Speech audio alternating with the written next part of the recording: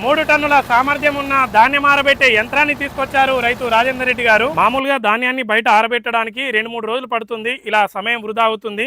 ఇలా ఆరబెట్టే క్రమంలో వర్షం వస్తే చేతికందిన పంట నష్టపోయే పరిస్థితి అయితే ఉంటుంది. ఖచ్చితమైన మాయిశ్చర్ ని తెలుసుకోలేకపోతున్నామనే ఉద్దేశంతో రైతు ఈ యంత్రాన్ని తీసుకొచ్చారని చెప్తున్నారు. 20 రోజుల క్రితం 8,50,000 రూపాయలతో హైదరాబాద్ నుంచి తీసుకొచ్చారు. దీని ద్వారా వరి, మొక్కజొన్న, సోయా, సన్ఫ్లవర్ ఇతరత్ర ధాన్యాలను ఆరబెట్టుకోవచ్చు. ఇది గంటకి 15 లీటర్ల డీజిల్ తీసుకుని ధాన్యం యొక్క మాయిశ్చర్ ని 4 నుండి 5% వరకు తగ్గిస్తుంది. ధాన్యం లోడింగ్ కి అరగంట, అన్లోడింగ్ కి అరగంట పడుతుంది. తేమ శాతం చెక్ చేసుకోవడానికి ఒక చేతి పరికరాన్ని ఇచ్చారు. ఇతర రైతులకి గంటకి 2,500 చొప్పున అద్దెకిస్తున్నారు రైతు రాజేందర్ రెడ్డి గారు. ఈయన నిజామాబాద్ జిల్లా బాల్కొండ మండలం జలాల్పూర్ గ్రామానికి చెందినటువంటి రైతు. ఇది నడపడానికి కనీసం 45 HP ఉన్నటువంటి ట్రాక్టర్ అయితే అవసరం పడుతుందని రైతు చెప్తున్నారు.